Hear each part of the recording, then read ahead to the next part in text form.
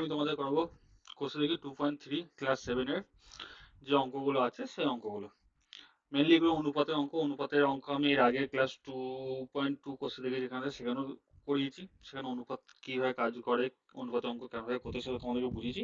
আজকে কোর্সে দেখে 2.3 অঙ্কগুলো করবো। প্রথমেই বলিনি, এই অঙ্কগুলো আমি তোমাদেরকে মেনলি দু রকম ভাবে করা দেখাবো। একটা হচ্ছে পিওরলি হচ্ছে পাটিগণিতের উপায়, আর একটা হচ্ছে বীজগণিতের উপায়। পাটিগণিতের উপায় কি হয়, পাটিগণিত যেটা হচ্ছে মেনলি হচ্ছে পাটিগণিতের অঙ্ক, মানে যেখানে তোমার এক্স ওয়াই বা ওই ধরনের জিনিস নেই, সূত্র ব্যাপার নেই, এখানে শুধু পাটিগণিত অঙ্ক। সেই পাটিগণিত অঙ্কে অনুপাতের অঙ্ক করতে গেলে একটা প্রসেস হচ্ছে, সেটা হচ্ছে আনুপাতিক ভাগাড়।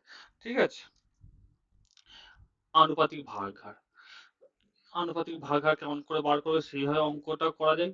আর একটা করা যায় সেটা হচ্ছে গিয়ে তোমার বীজগাণিতিক প্রসেসে। আর একটা হচ্ছে তোমার বীজগাণিতিক প্রসেস। এই বীজগাণিতিক প্রসেসে কিভাবে করবে সেটাও তোমার দেখে নেবে, যে প্রসেসে খুশি করতে পারো।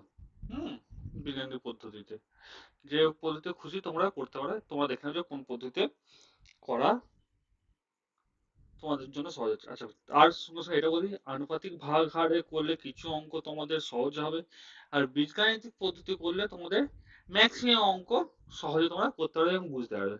ঠিক আছে, চলো দেরি না করে শুরু করা যাক। প্রথমেই তোমাদেরকে বলে দিই যে আনুপাতিক ভাগ হার কি।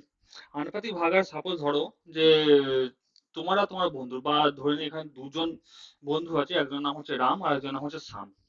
ঠিক আছে, একজন হচ্ছে রাম আর একজন হচ্ছে শ্যাম।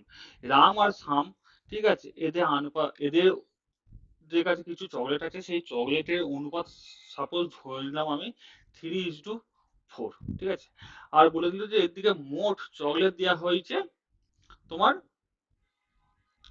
70। ঠিক আছে, তাহলে এইখান থেকে এবার জিজ্ঞেস করবে যে তোমাকে রাম কতগুলি চকলেট পাবে বা কতগুলি চকলেট পেয়েছে। তো এইখানে প্রথমে তোমাকে যেটা বার করতে হবে সেটা হচ্ছে রামের আনুপাতিক ভাগ হার। রামের আনুপাতিক ভাগাড় কত?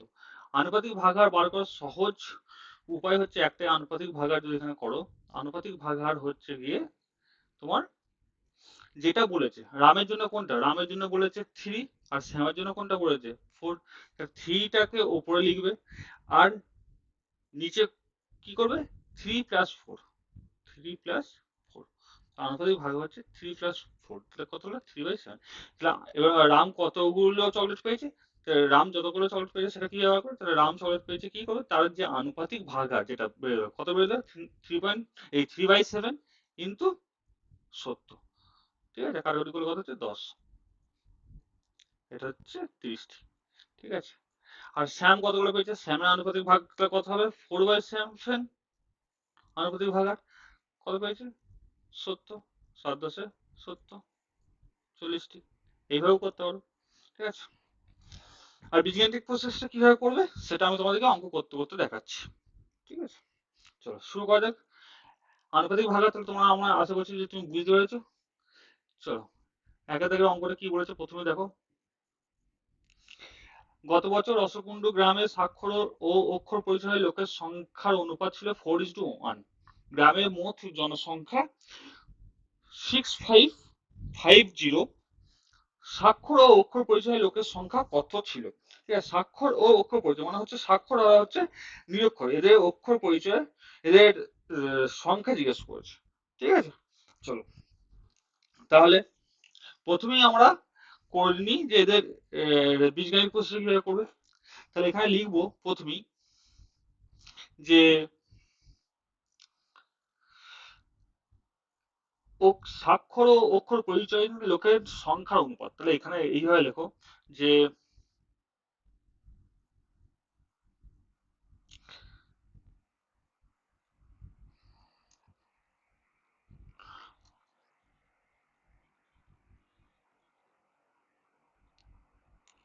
স্বাক্ষর ইসডু যদি অক্ষর পরিচয় হয় কত হচ্ছে, অক্ষর পরিচয় বা তুমি নিরক্ষর লিখতে পারো যা ইচ্ছা, পরিচয়হীন কত বলেছে 4:1। তাহলে এখান থেকে প্রথমে বার করো স্বাক্ষর লোকের আনুপাতিক ভাগাড় কত। অতএব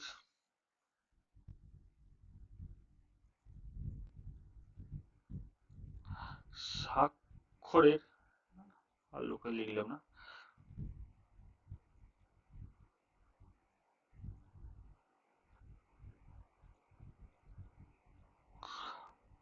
আনুপাতিক ভাগার কত হবে এখানে? তোমাদের বললাম কি হবে, স্বাক্ষরের জন্য কত হচ্ছে 4, আর নিচে কত হবে 4+1, মানে হচ্ছে তোমার 4+1 করলে তোমার কত হবে 4/5। ঠিক আছে। আর এখানে যদি তোমরা লেখো যে অক্ষর পরিচয়হীন লোকের আনুপাতিক ভাগার কত, অক্ষর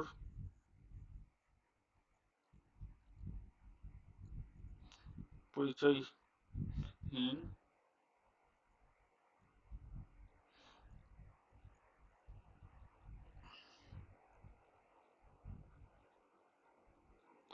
আনুপাতিক ভাগার কত,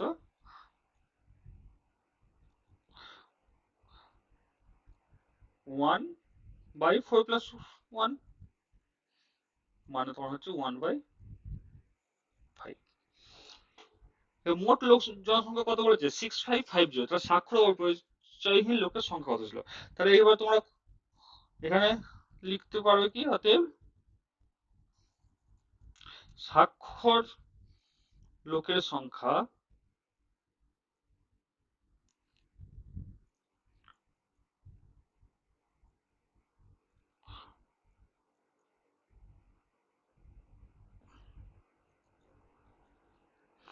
আনুপাতিক ভাবে কত বলেছে সেটাকে দিয়ে কি করতে হবে, মোট যে লোক সংখ্যা আছে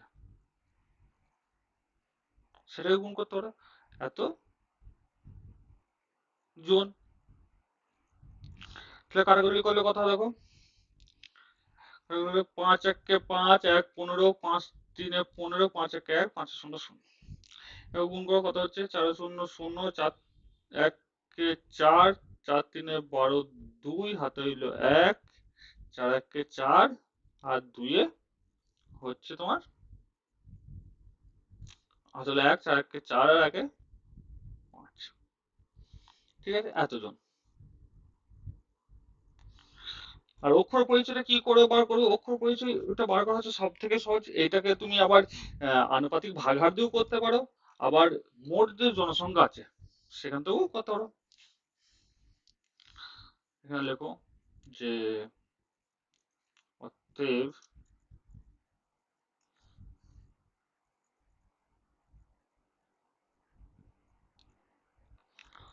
অক্ষর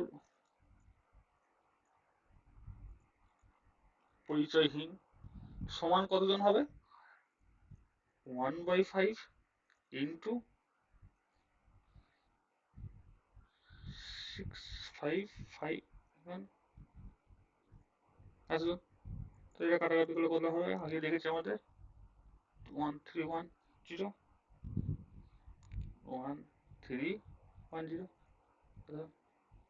তাহলে এইভাবেও তোমরা বার করতে পারো। আর একটা কথা, এইটাকে তোমরা এইভাবেও বার করতে পারো যে ভাই আমাদের মোট লোক জনসংখ্যা কত বলে দিয়েছে 6550, এতটা মোট। আর আমাদের তার মধ্যে স্বাক্ষর কত, স্বাক্ষর আমাদের বেরিয়ে গেছে 5240 একজন। এটা যদি মাইনাস করো এটা করলেও তোমাদের হবে এতজন, তাই না? কারণ আমাদের মোট যে জনসংখ্যা সেটা কি স্বাক্ষর আর নিরক্ষরে মিলিয়ে আমাদের স্বাক্ষর পেয়ে গেছে এতজন, 5240 জন। আর নিরক্ষরটা কত হবে, মোট জনসংখ্যা থেকে স্বাক্ষর বিয়োগ দিলে সেটা হবে। এইভাবে করলেও এইভাবেও তোমরা করতে পারো।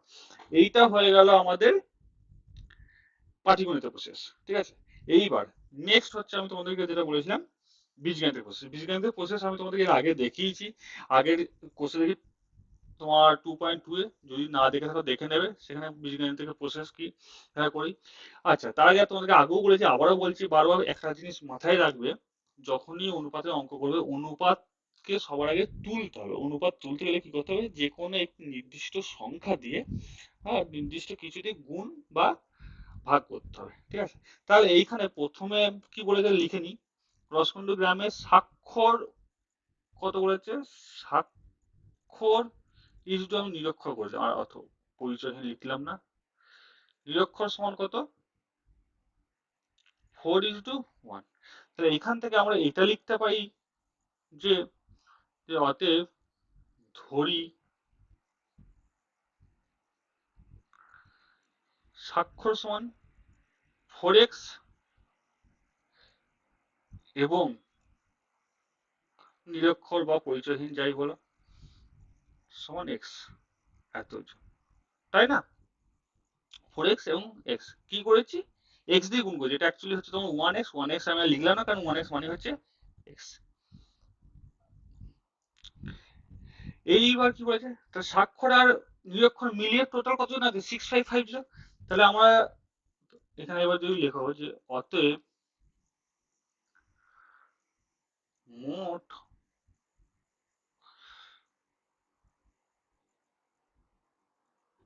জনসংখ্যা সমান কত হবে, তাহলে 4x plus x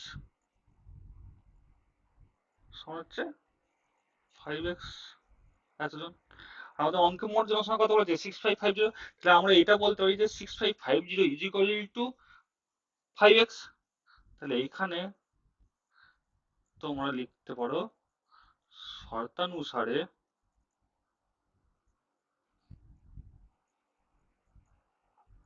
5x is equal to 6550।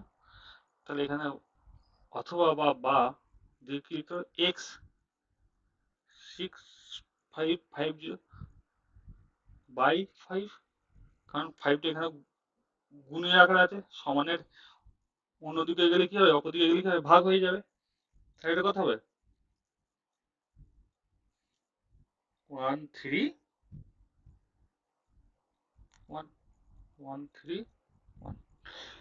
তাহলে এক্স সমান কি বেরোলো আমাদের, 131। দেখো আমাদের এক্স সমান যেটা বেরিয়েছে সেটা হচ্ছে 131। আমরা এক্স এখানে আমরা কি ধরেছিলাম, এক্স বা 1x কি ধরেছিলাম, সেটা হচ্ছে আমাদের নিরক্ষর।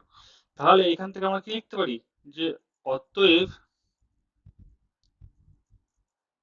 নিরক্ষর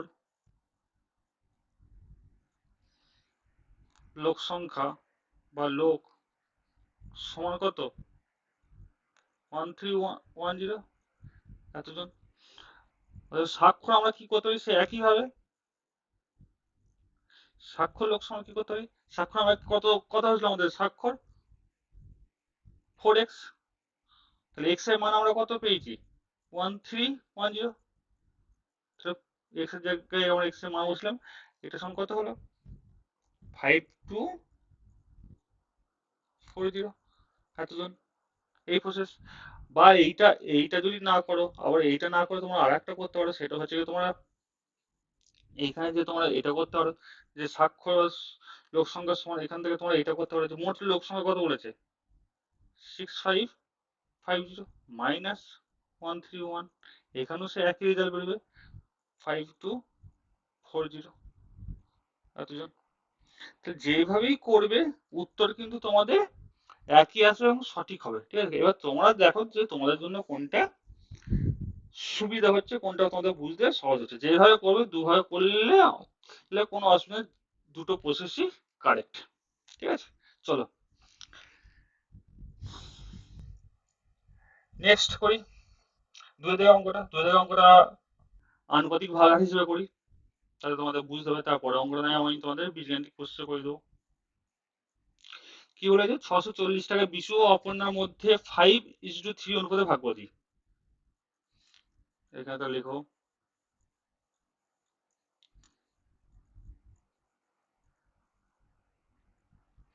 বিশু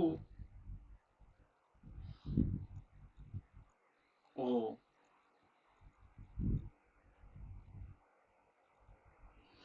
অপর্ণা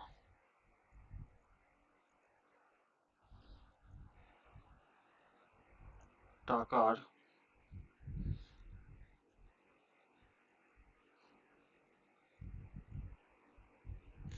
অনুপাত সমান কত, 5:3।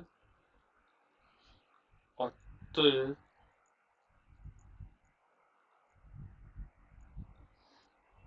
বিশুর টাকার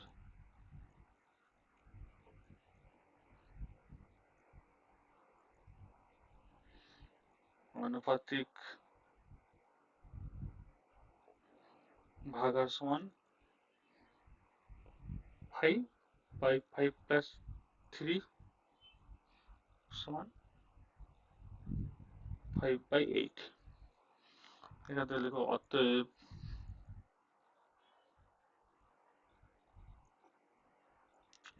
অপর্ণা টাকার আনুপাতিক ভাগাহার সমান কত হবে?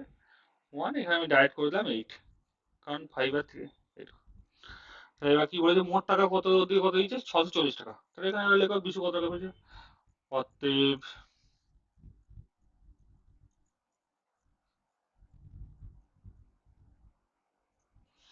বিশু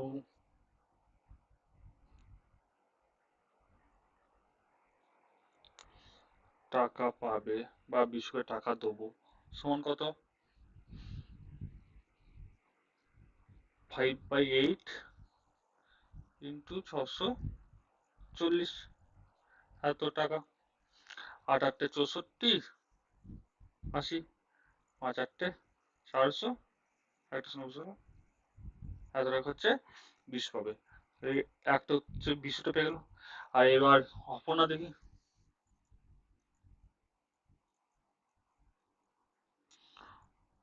অপর্ণা টাকা পাবে সমান 1/8 ইন্টু 640, এত টাকা।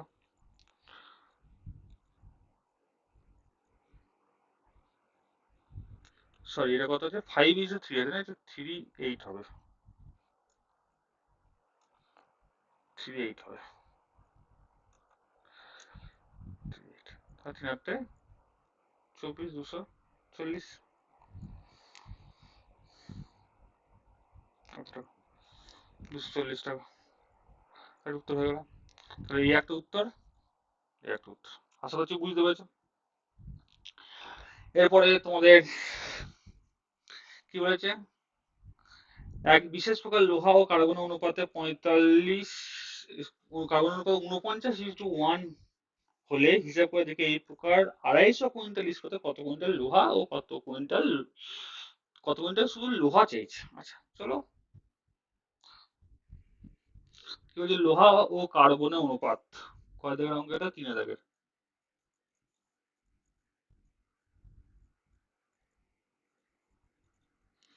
লোহা ইজ টু কার্বন কত বলেছে আমাদের? 49, 49:1। এটা আমি তোমাকে বিজ্ঞান থেকে করে দেখাচ্ছি। অতএব ধরি, এখানে অতএবটা দিতে পারে না দিতে পারে। অতএব ধরি লোহা আছে 49x কুইন্টাল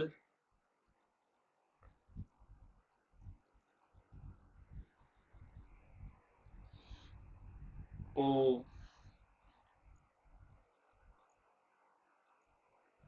কার্বন আছে সমান হচ্ছে 1x।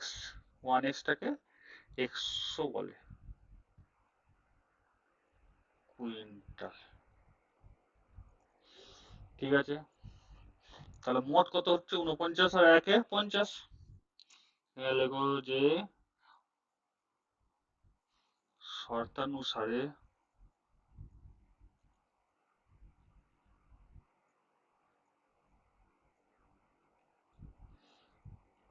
(49x plus 1x is equal to 250) বা 50x, 49x এর সঙ্গে একটা x যোগ করলে কত হবে? 50। তাই তো? অতএব x 50টা সমানের ডান দিকে চলে যাচ্ছে, কি হয়ে যাবে? ভাগ হয়ে যাবে, কারণ এদিকে কি আছে? গুণ হিসেবে আছে। 50, 5 5 25, 50। এক্সটা আমরা কি ধরেছিলাম? কার্ব। দেখো এক্স কি? এক্স হচ্ছে কি তোমার কার্বন, 1x মানে হচ্ছে কার্বন। আর এখানে কি ওরা কি চেয়েছে?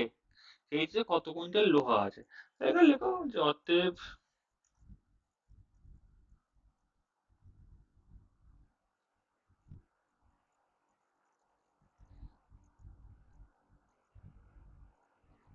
লোহা আছে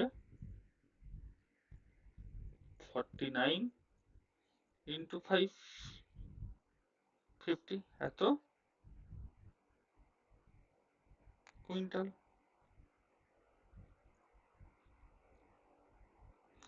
গুণ করে দেখো কত হচ্ছে। 5 9 45, 5 হইলো 4, 5 4 20, আর 4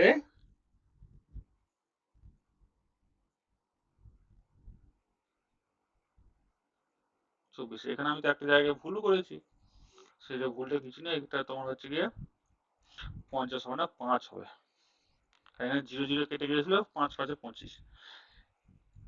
আচ্ছা, এত কুইন্টাল। বুঝতে পেরেছো? এটা হচ্ছে আমাদের অ্যান্সার।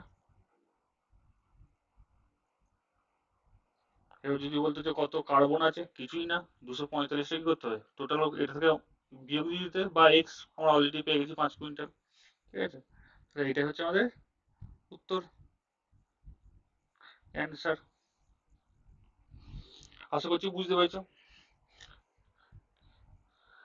যদি বুঝতে পেরে থাকো তাহলে তোমাদের জন্য 4 অঙ্কটা হচ্ছে হোমওয়ার্ক, 4 তোমরা হোমওয়ার্ক করে দেখাবে। ঠিক আছে, আমি তোমাদেরকে 5 অঙ্কটা করে দেখাচ্ছি। 5 অঙ্কটা কি বলেছে দেখো। 240 মিলিলিটার ডেটল জল ও ডেটলের আয়তনের অনুপাত 1:3, এর সঙ্গে আরো 60 মিলিলিটার জল মেশালে জল ও ডেটলের অনুপাত কত, হিসাব করে দেখি। জল ও ডেটলের অনুপাত কত বলেছে? 1:3।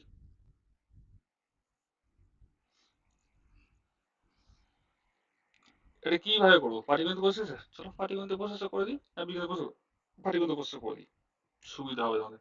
জল ও ডেটলের আয়তন অনুপাত কত বলেছে, তা আমি এখানে শর্টে লিখছি, হ্যাঁ।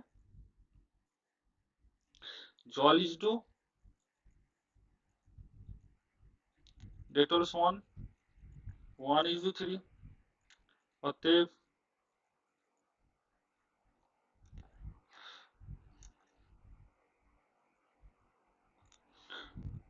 জলের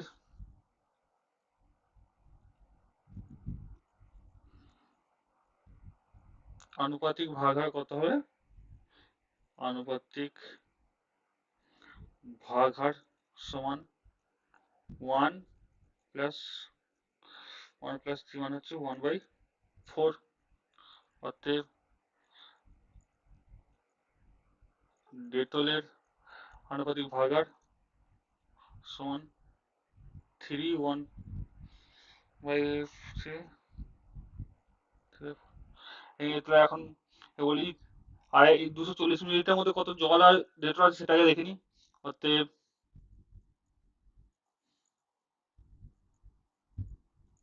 জল আছে 240 × 1/4 মিলি,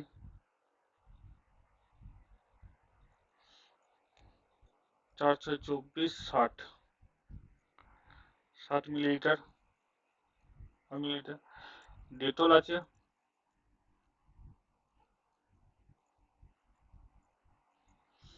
কত, 240 × 3/4, 4 দিয়ে কাটলে 60, সমান হচ্ছে 180 মিলিলিটার। কি বলেছে? এর সঙ্গে বলছে আরো 60 মিলিলিটার জল মিশাতে হবে, তাহলে এখন বর্তমান কত হবে? আরো 60 লিটার মিশে, 60 লিটার যদি জল মিশানো হয়, 60 লিটার বলছি, 60 মিলিলিটার যদি জল মিশানো হয়, মিলিলিটার জল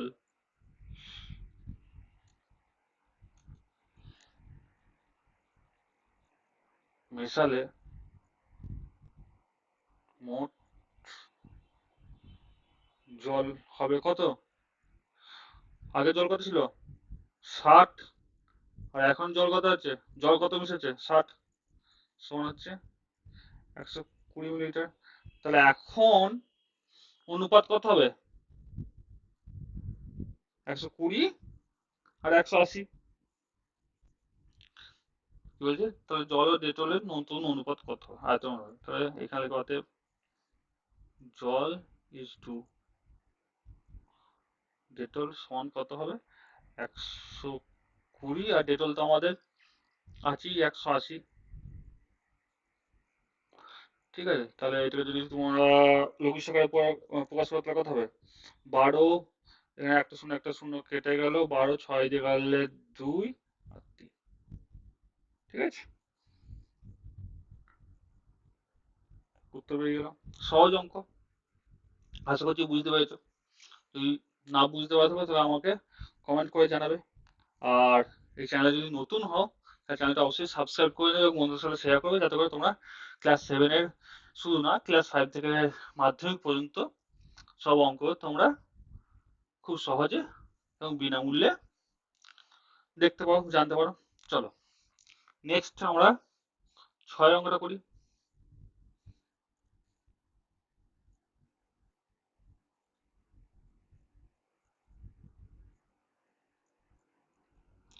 এক ব্যক্তির মাসিক আয় 24,750 টাকা, তিনি 750 টাকা বাড়ি ভাড়া দেন এবং বাকি টাকা 3:1 অনুপাতে সংসার খরচ ও ছেলেমেয়েদের শিক্ষার জন্য খরচ করেন। তিনি কত টাকা সংসার খরচ করেন? আচ্ছা, 24,775 টাকা হচ্ছে তার মাসিক আয়, 750 টাকা সে বাড়ি ভাড়া আগেই দিয়ে দিচ্ছে। ঠিক আছে, তাহলে এখানে লিখে বাড়ি ভাড়া দিয়ে দিচ্ছে মানে কত, 24,750, 750 টাকা, 700 টাকা সে বাড়ি ভাড়া দিয়ে দিচ্ছে। বাড়ি ভাড়া দেওয়ার পরে তার কাছে কত টাকা থাকবে,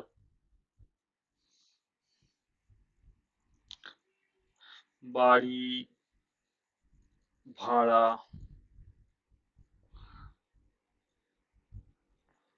দেওয়ার পর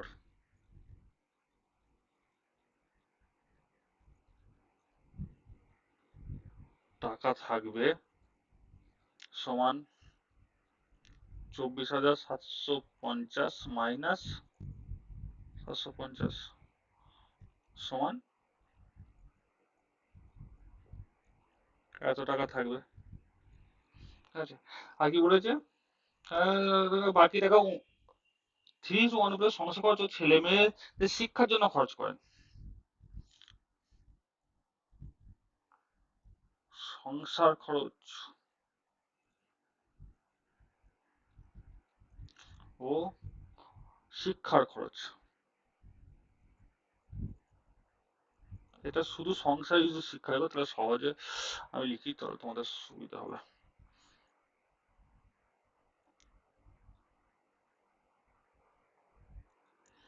সংসার ইজ টু শিক্ষা কত, 3:1। তার আনুপাতিক ভাগাহার বুঝেছো, সংসার আনুপাতিক ভাগাহার কত হবে, 3, 3+1 সমান 3/4। আর শিক্ষা আনুপাতিক ভাগাহার কত হবে, 1/3+1 সমান হচ্ছে 1/4। ঠিক আছে, তাহলে এবার কি বলছে, তিনি সংসার খরচা কত বলছে, সংসার খরচা কত, 3/4। এটা তোমরা ভাষাতেই লিখবে যে অতএব সংসার খরচা আনুপাতিক ভাগাহার সমান 3/3+4, শিক্ষা আনুপাতিক ভাগাহার 1/3+4 সমান 1/4। অতএব সংসারে খরচা করেন,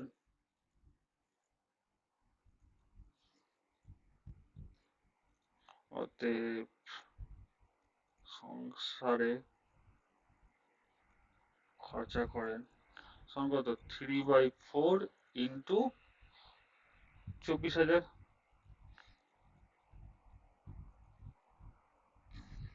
এখানে টাকা, মানে 3×6 = 18, 18,000 টাকা। প্রচুর টাকা সংসার খরচা করে। উত্তর হয়ে গেল, আশা করছি তোমরা বুঝতে পেরেছো। যদি